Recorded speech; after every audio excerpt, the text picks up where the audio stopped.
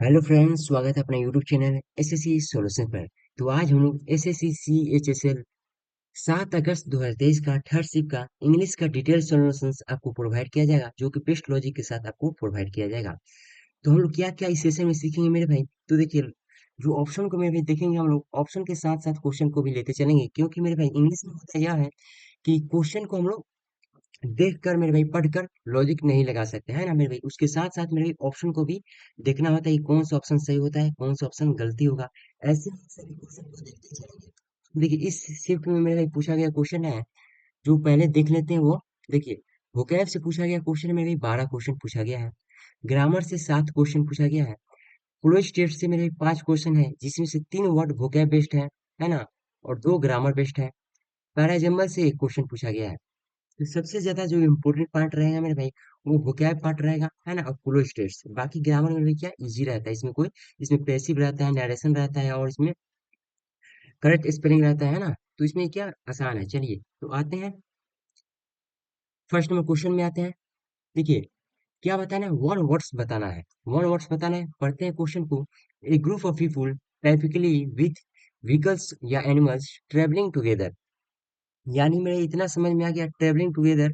आते हैं ऑप्शन में, बोहिमियन, एलिवी, एनोक्रोनिज्म, ट्रू, कार है वैन। तो देखिए मेरे भाई, आपको सिंपल सा ट्रेवलिंग टुगेदर, ये बहुत बार ये क्वेश्चन पूछा गया है, जो कि यह इजी क्वेश्चन है। जो कि ट्रेवलिंग सिंपल सा मेरे भाई, आपको यहाँ सेंस देगा, कार ए वैन, यहाँ पर कार भी दर्शा रहा है। यानी इसका सिंपल सा मीनिंग होता है काफिला। क्या होता है मेरे भाई, काफिला, ठीक है। तो मेरे भाई यहाँ ट्रेवलिंग और कार इवेंट साफ साफ आपको दिख रहा है, तो ये हमारा क्या आंसर हो जाएगा। बाकी बोहेमियन, इसका ये भी बहुत अच्छा वर्ड है, ये भी क्वेश्चन बहुत बार पूछा गया है। सिनोनिम्स, इसका रूढ़ि मुक्त व्यक्ति, यानी इसका जो इंग्लिश होगा, हिंदी में आपको समझ में नहीं आएगा। इसका जो इंग्लिश हो जाएगा मेरे, one who doesn't follow rule,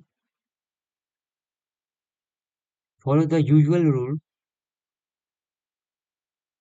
of social life, ठीक है। यानी मेरे भाई, जो व्यक्ति रूल्स को फॉलो नहीं करता है सोशल लाइफ में, वो क्या, वो ह्यूमन उसे बोलते हैं। एलबी, एलबी यानी ये अब्सेंट का सेंस देता है, यानी अनुपस्थिति का सेंस देगा। लेकिन एलबी का यूज जहां करते हैं मेरे भाई, जहां मान लीजिए कोई व्यक्ति क्राइम किया है, उसे सिद्ध करना होगा कि यह व्यक्ति मेरे भाई, यह क्राइम में उपस्थित नहीं था। तो उस समय मेरे भाई एलबी का यूज करते हैं ना, उस समय अनुपस्थिति के सेंस में इसका यूज करेंगे, ना कि इसका।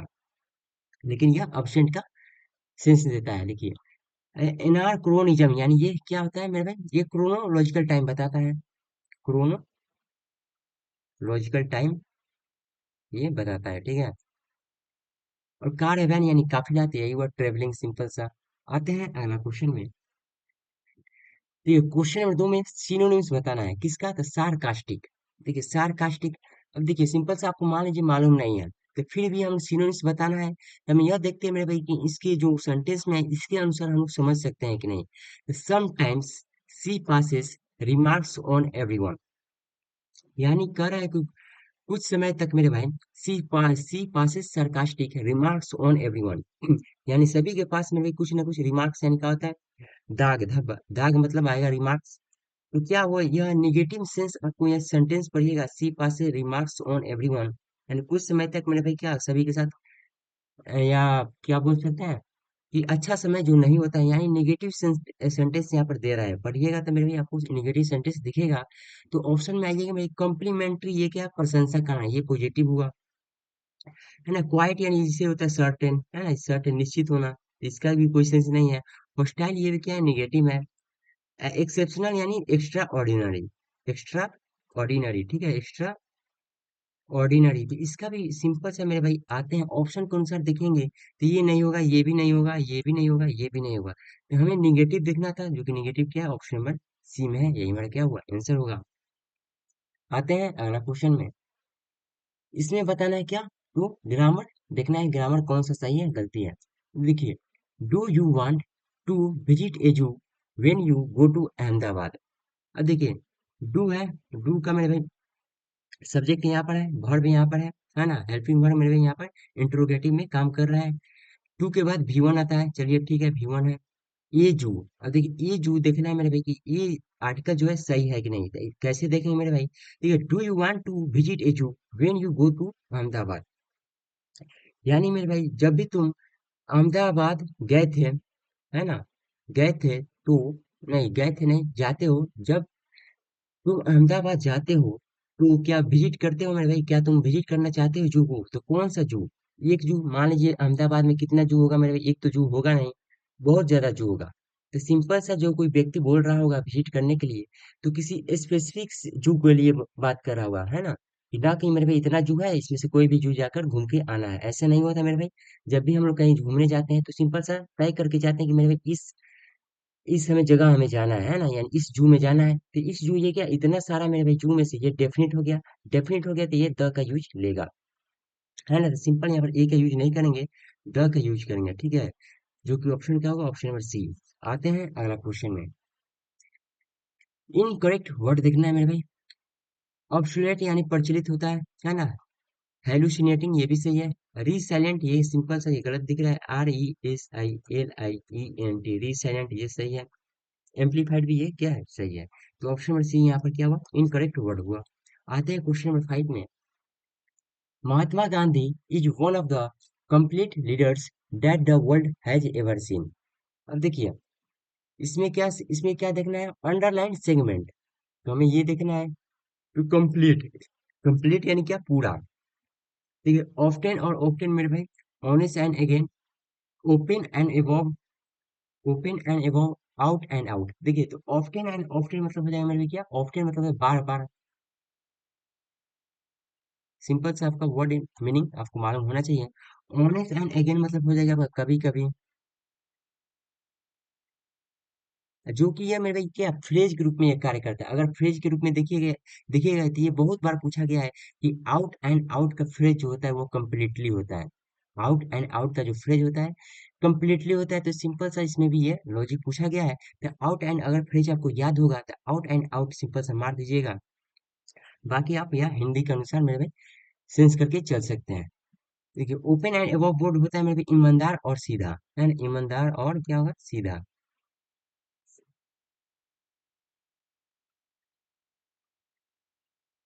आउट एंड आउट होता है मतलब सिंपल सा क्या देगा, सेंस कंप्लीट का,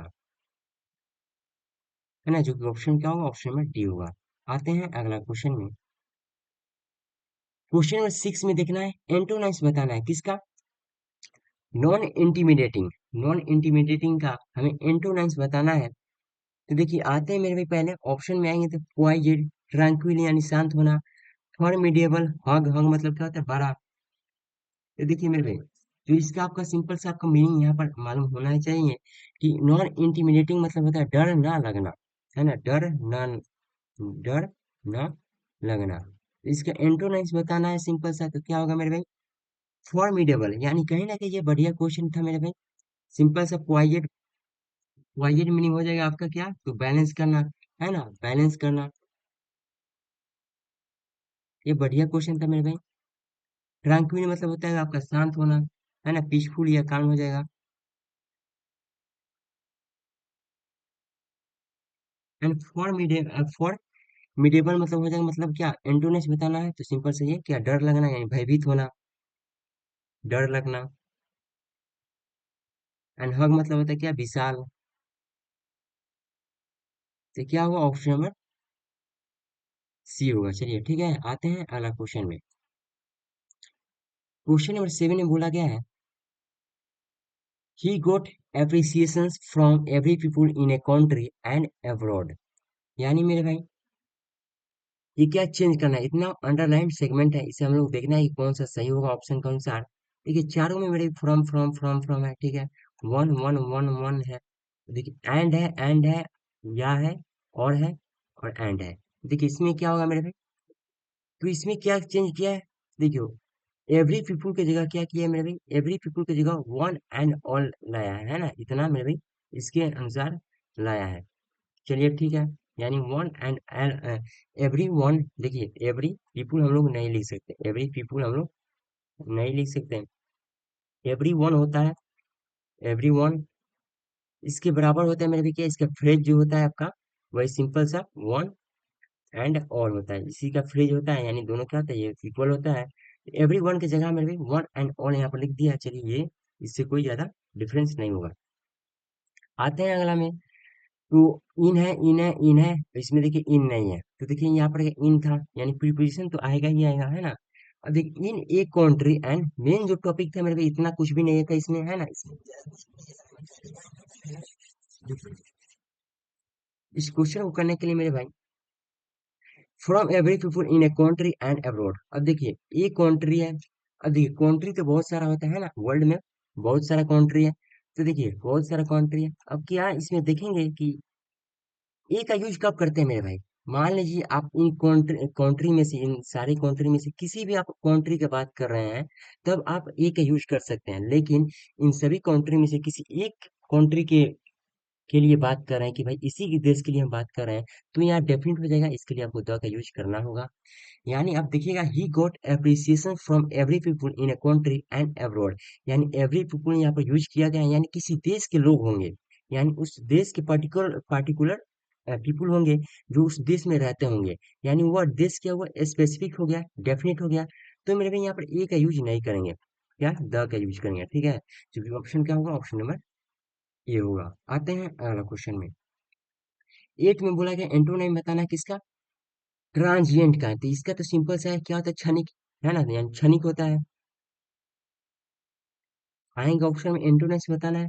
तो मॉनेटरी यानी वित्तीय, यानी मनी के रिलेटेड है ना, पैसे के, ये रिलेटेड वर्ड है।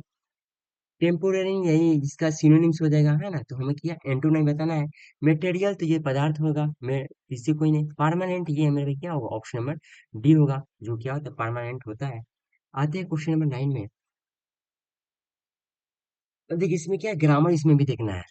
अब देखिए साइंस लास्ट सेवरल इयर्स, देखिए इसमें कंसेप्ट ये होता है मेरे भाई, कि साइंस लास्ट कब यूज कीजिएगा। देखिए तो लास्ट मेरे भाई, लास्ट ईयर या लास्ट डे, यानी लास्ट के साथ में भी ये वर्ड जुड़े होंगे, तब आप, तब आप इनके साथ मेरे भाई साइंस का यूज कर सकते हैं।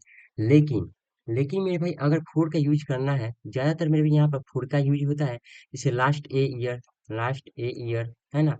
अगर उसके साथ, है ना, डिटर्मिनेंट जुड़ जाए, यानी लास्ट ईयर है, चलिए ठीक है, इसके साथ कुछ भी आप जोड़ देते हैं, कुछ भी जोड़ दीजिएगा तो फोर का यूज कीजिएगा, इतना ध्यान में रखिएगा, है ना। या the last year, the last year, या आपका क्या हो जाएगा, लास्ट सेवरल ईयर, है ना। यानी ये एक्स्ट्रा वर्ड है, इसमें ये एक्स्ट्रा वर्ड है, इसमें एक्स्ट्रा वर्ड है, यानी एक्स्ट्रा मेरे भाई डिटर्मिनर आपको यूज कीजिएगा तो उसके साथ फोर का लॉजिक लगाइएगा। अगर मेरे भाई वर्ड ये सब नहीं रहेगा तो साइंस होगा। तो यहाँ पर देखिएगा, यहाँ पर सेवरल है, तो मेरे भाई यहाँ पर साइंस नहीं हुआ, क्या होगा, फोर, है ना। तो अगर यहाँ पर देखिएगा ठीक से, फोर लास्ट सेवरल ईयर्स, ये भी क्या है, ये भी फ्रेज है, फोर लास्ट सेवरल ईयर से भी क्या, ये भी फ्रेज है, ये बहुत बार पूछा जा चुका है, ये भी आपको ध्यान में रखना होगा। तो क्या होगा, ऑप्शन नंबर सी होगा। आते हैं अगला क्वेश्चन में। क्वेश्चन नंबर 10 में बोला है मेरे भाई, अब देखिए आते हैं फ्री वोलस। अब देखिए इस क्वेश्चन को मेरे फ्री वोलस सिंपल से हम देखें, इतना समझ में आ गया कि ये एडजेक्टिव है। एडजेक्टिव है तो सिनोनिम्स बताना है, तो एडजेक्टिव हमें देखना होगा, ये भी एडजेक्टिव है, ये भी है, ये भी है, ये भी है, यानी चारों तो एडजेक्टिव है। सिंपल ग्रामर के अनुसार इसमें अप्लाई नहीं कर सकते हैं। तो क्या होगा मेरे भाई, तो देखिए अब फ्री वुलस देखें, हमें याद नहीं है, मान लीजिए कि आप फ्री वुलस का मीनिंग आपको याद नहीं है, फिर भी हम इस क्वेश्चन को कर सकते हैं, कैसे मेरे भाई, तो इसके सेंटेंस के अनुसार हम लोग आएंगे। तो देखिए despite having a lot of work to do, he spent the whole day engaging in engaging in activities like playing video games and watching। यानी सेंटेंस पढ़े हम लोग तो क्या हम लोग समझे कि ही स्पेंट, वो खर्च किया, द होल डे, पूरा दिन व्यस्त रहा, किसके कारण में, किसमें, किसके लिए, एक्टिविटी के लिए, जैसे मेरे भाई playing video games and watching, यानी पूरा पूरा वीडियो उसका क्या है मेरे भाई, यानी वो फालतू काम कर रहा है, इतना तो समझ आएगा कि वो व्यर्थ का काम कर रहा है, कोई काम का नहीं कर रहा है। तो फ्री वर्ड्स उसी के रिलेटेड में होगा, जो कि ऑप्शन में आइएगा डिटेस्टेबल, ये क्या स्वाद के अनुसार, यानी स्वाद नहीं है ना, तो स्वाद का इसमें कोई भी सेंस नहीं है। एंड आपका सिक्योरिटी भी होता है, ये सीक्रेट करना, इसका भी कोई सेंस नहीं है। वर्थलेस लिखिएगा, वर्थलेस यानी जिसका कोई कीमत ना हो, है ना, जिसके पास टाइम का कोई वैल्यू नहीं हो, वो दूसरे वर्थलेस बोलते हैं, जो ऑप्शन नंबर डी को मैं भी क्या लॉक कर सकते हैं आसानी से। है ना। आते हैं मेरे भाई अगला क्वेश्चन में। देखिए क्वेश्चन में ये में बोला गया है, although she was tired she kept working on her project। Indefinite, indefinite simple क्या बताना है, एंटोनिम्स बताना है। तो इनडेफिनेट के क्या होता है, एंटोनिम्स डेफिनेट हो जाएगा, है ना। एक तो ये हो जाएगा। आते हैं ऑप्शन में, है या नहीं। बिलीवेड है, बाउंडेड है, कॉन्टिजेंटली है, इनसेंसेड है। तो देखिए इसका क्या होता है, वेरी एंग्री होता है। एंड कॉन्टिजेंटली मतलब हो जाएगा आपका किसी शर्त पर निर्भर होना, किसी शर्त पर निर्भर होना, उसका ये सेंस देगा। अब देखिए इनडेफिनिट यानी क्या, इनडेफिनिट ऐसा है। अब देखिए बाउंडेड मेरे पे क्या, बाउंड कहीं घेरा लगा हुआ है ना, बाउंड किया गया हो, यानी गोलकार घेरा हो या कुछ भी हो, यानी कहीं ना कहीं क्या बाउंड किया गया हो। तो ऑप्शन बी को मैं भी यहाँ पर लॉक कर देंगे। बिलीव करना, विश्वास करना, बाकी ये तीनों ऑप्शन में भी ऐसे ही कट गया, तो ऑप्शन में बी बचा। आते हैं क्वेश्चन नंबर 12 में। आ गया PQRS यानी फॉर एग्जाम्पल। अब देखिए फॉर एग्जाम्पल मेरे भाई करते समय यह देखिएगा कि ऑप्शन किससे स्टार्टिंग किया है। तो सी डी ई यानी सी डी ई इन तीनों से स्टार्टिंग किया है। तो इन दोनों में देखिएगा तो एज पीपुल है, हाउ ओवर। तो एज पीपुल आपको ध्यान में होगा कि एज मेरे भाई जब भी स्टार्ट होगा तो वो लास्ट में आता है। अब हाउ ओवर जब भी स्टार्ट होता है यानी एडवर्ब जब भी स्टार्ट होता है तो वो बीच में आता है। तो मेरे भाई क्या होगा, बी के बाद ए आएगा, बी के बाद ए आएगा, इतना इस इन दोनों से हम लोग समझ चुके हैं। यानी बी के बाद ए है, चलिए ये ठीक है, बी के बाद ए है, ठीक है। ए और बी ये गलत हुआ, बी के बाद ए है ये, यानी एक ऑप्शन में भी कट चुका है। बचा कौन कौन, तो सी डी ई देखना है, सी डी ई में कौन सा सेंटेंस स्टार्टिंग देगा वो हमें देखना है। तो मेरे यहाँ पर इंट्रोडक्शन पार्ट हमें खोजना होगा। इसके अनुसार मेरे तीनों सेंटेंस को पढ़ के हमें आराम से समझना होगा कि कौन सा होगा या कौन सा नहीं हुआ। बाकी मेरे भाई अगर डी को देखिएगा तो यहाँ पर बट का यूज किया गया है। तो बट मेरे भाई क्या फर्स्ट सेंटेंस में आपको प्रेफर नहीं देता है, इसलिए मेरे भाई प्रेफर इसे नहीं देंगे। तो डी भी इसे काट ही देंगे क्योंकि बट का फर्स्ट सेंटेंस में यूज नहीं होता है, ठीक है। सी और ई में देखेंगे मेरे भाई, ये आप तीनों के तीनों पढ़ सकते हैं पहले, है ना। तो देखिए the music festival was in full swing with dozens of bands performing on multiple stages throughout the day। आते हैं सेकंड में, the organizer frantically tried to evacuate the festival goers, but the sudden downpour made it nearly impossible to move through the mud-soaked fields। आते हैं ई में, the crowds were massive and the energy was electric as fans danced and sang along to their favorite songs। यानी मेरे भाई तीनों sentence के पढ़िएगा तो सिंपल से आपको इंट्रोडक्शन जो पार्ट दिखेगा, है ना। तो क्या दिखेगा मेरे भाई, यहाँ पर भी सब्जेक्ट है, यहाँ पे वर्ब है, यहाँ पर भी देखिएगा, यहाँ पे भी सब्जेक्ट है, यहाँ पे वर्ब है। इसमें देखिएगा डी में तो आपको सब्जेक्ट और वर्ब थोड़ा सा आपको दिखने में, है ना, दिक्कत होगा, ठीक है। तो मेरे सी और ई में देखना है, तो सी और ई में ठीक से पढ़िएगा तो आपको क्या, the music festival was in full swing with dozens of bands performing on multiple stages through out the day. यानी ये सी कहीं ना कहीं मेरे इंट्रोडक्शन पार्ट दिख रहा है ना। और इसके बारे में, सी के बारे में उसके बाद ई बताया गया है ना। सी के बारे में उसके बाद ई बताया गया है कि भाई उस भीड़ में, कि उस पार्टी में मेरे भाई, है ना, उस फेस्टिवल में इतना भीड़ है, बहुत बड़ा भीड़ है, ये बताया गया है ना। एनर्जी है, इलेक्ट्रिक है, इलेक्ट्रिक फैंस है, वैसे सब बताया गया है। यानी सी के बाद कहीं ना कहीं ई प्रेफर दे रहा है। तो सी के बाद ई देखेंगे मेरे भाई, दो ऑप्शन तो कट चुका था, सी और ई यहाँ पर है, और ई सी यहाँ पे क्या उल्टा है तो ये भी कट गया। सी और ई मेरे क्या हुआ, सही हुआ, तो ऑप्शन क्या हुआ, ऑप्शन नंबर ए। आते हैं क्वेश्चन नंबर 13 में। आइटम होता है कॉट टू द चेस यानी मुद्दे पर आना, मुद्दे पर आना। तो सिंपल सा ये क्वेश्चन में भी कम से कम 10 बार पूछा जा चुका है ना। कॉट टू द चेस यानी मुद्दे पर आना, तो option to get to the point, option में क्या होगा, ऑप्शन में डी। शोइंग या having skill specially with the hands, यानी मेरे भाई जिसके हाथ में भाई क्या होता है, स्किल होता है, उसे क्या डेक्स्ट्रस बोलते हैं, है ना। इनसोमिनिक्स यानी अनिंद्रा, मेटिकुलस यानी अति सावधान होना, है ना, केयरफुल, वेरी केयरफुल हो जाएगा। एंड पर्टिनेंट मतलब हो जाएगा आपका, तो पर्टिनेंट का मतलब हो जाएगा आपका अपोजिट, है ना।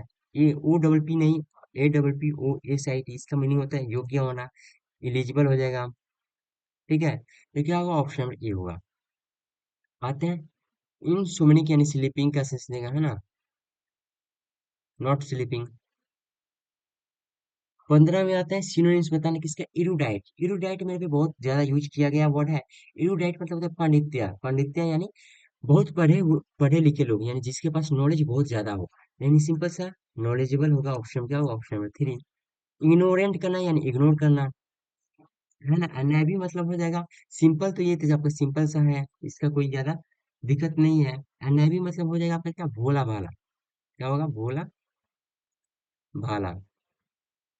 ठीक है, जो कि ऑप्शन क्या होगा, ऑप्शन नंबर सी होगा। आते हैं क्वेश्चन नंबर 16 में। I received good concessions while purchasing a mobile phone। अब देखिए तो क्या बताएं, इनकरेक्ट वर्ड खोजना है। देखिए पर चेजिंग यहाँ पर क्या गलती है ना।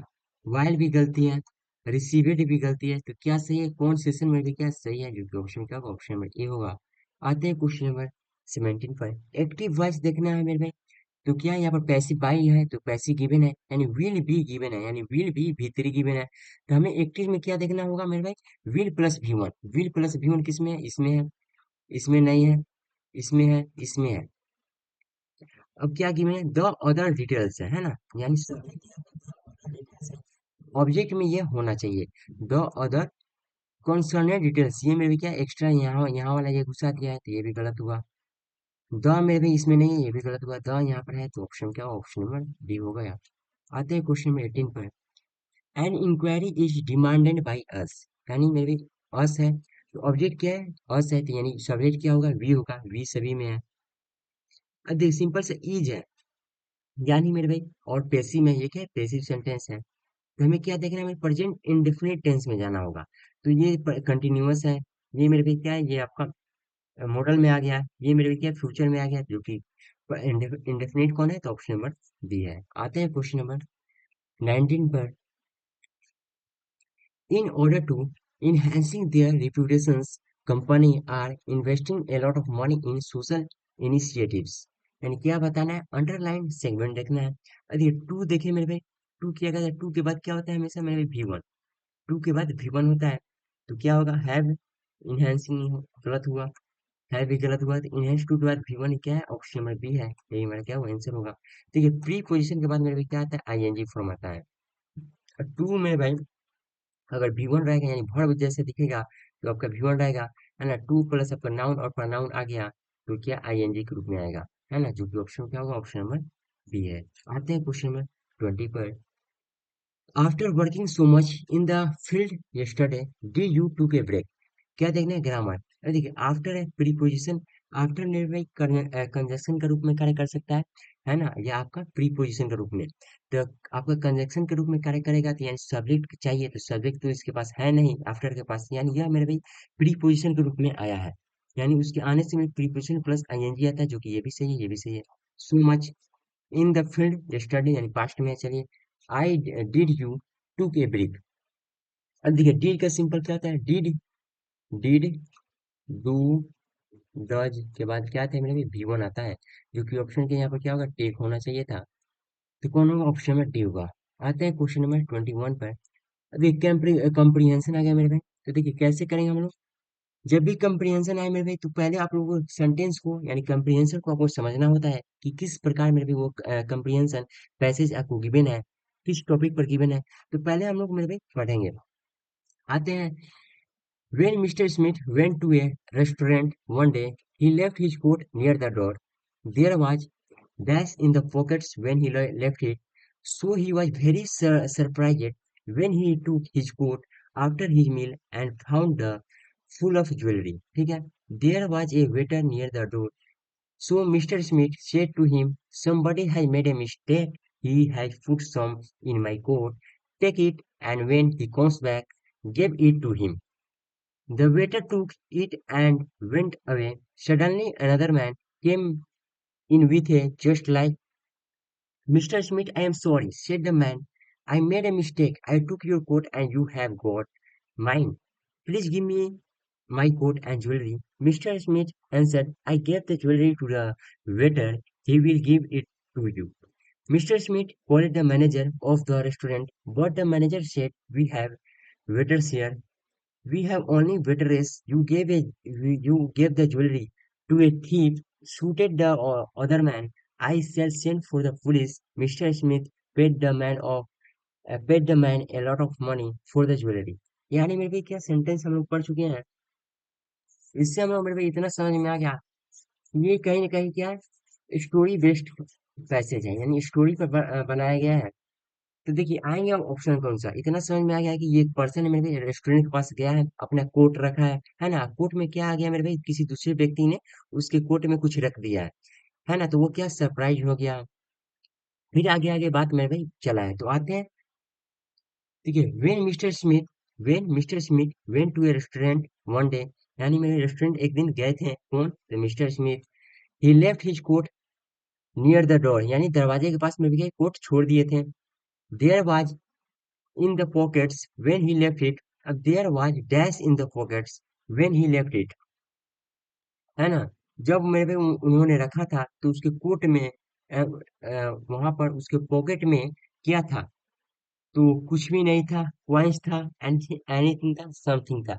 अगर मेरे भाई आपको पैसेज को नहीं समझिएगा कि किस प्रकार मेरे भाई पैसेज है, तो नथिंग भी आ सकता है, कॉइन्स भी आ सकता है, एनीथिंग भी आ सकता है, समथिंग भी आ सकता है, ये मेरे भाई चारों ऑप्शन आ सकते हैं, लेकिन अंडरस्टैंडिंग के अनुसार जाइएगा, है ना। मेरे भाई ये पैसेज के अनुसार जाइएगा तो मेरे भाई कौन सा आएगा, तो देखिए, तो क्या बोला है, व्हेन ही लेफ्ट इट। अब देखिए आगे में पढ़ना होगा, इतना समझने से मेरे भाई यहाँ से हम लोग लॉजिक नहीं लगा सकते कि नॉथिंग आएगा कि समथिंग आएगा कि क्या आएगा कि क्या नहीं आएगा।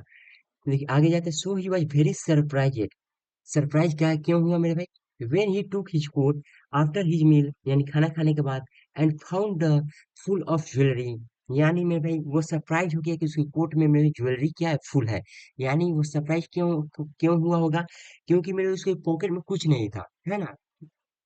अगर उसके पॉकेट में पहले से ही ज्वेलरी होता तो वो सरप्राइज क्यों होता, है ना, वो सरप्राइज क्यों होता। इसका मतलब यह है मेरे भाई कि सरप्राइज हुआ है, इसके मतलब कोई दूसरा व्यक्ति जो है वो ज्वेलरी रख दिया है, इसलिए वो सरप्राइज हुआ है।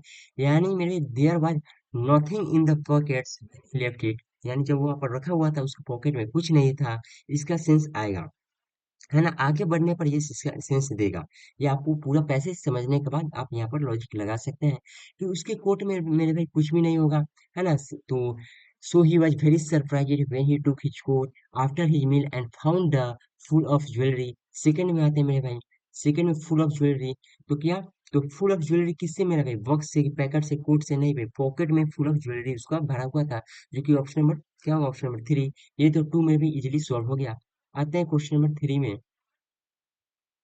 हाँ, तो देखिए, there was a waiter near the door, यानी वेटर दरवाजे के पास था, सो इसलिए Mister Smith said to him, उसे बोल रहे हैं, उसने उनसे कहा कि somebody has made a mistake, यानी किसी दूसरे व्यक्ति का मिस्टेक हो गया मेरे भाई, कि he has put some in my coat, कि उसने मेरे भाई कोट में कुछ रख दिया है। तो क्या रख दिया मेरे, पेपर्स रखा है कि ज्वेलरी रखा है कि कॉइन्स रखा है, तो ज्वेलरी रखा है कि ज्वेलरी का सेंस ऊपर आपको गिवन है, तो ऑप्शन नंबर बी भी क्या है, आसान है। आते हैं क्वेश्चन नंबर 24 में। फिर बोला है कि टेक इट, इसे तुम ले लो, ठीक है। एंड व्हेन ही कम्स, जब भी वह आएगा, गिव इट टू हिम, उसे आप दे दीजिएगा। द वेटर टूक it and went away, the waiter देखा और जब भी वह गया एंड वह चला गया।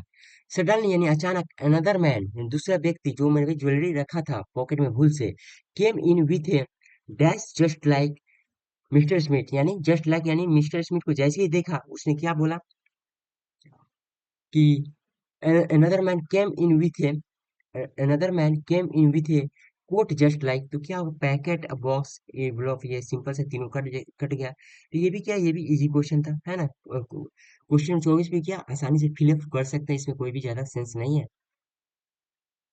Just like mister Smith, I am sorry said the man, I made a mistake, यानी मैं बहुत मिस्टेक कर दिया हूँ, I took your coat and you have got mine, he will, कहाँ गया भाई, please give me my coat and jewellery, यानी कोट दे दीजिए और ज्वेलरी दे दीजिए।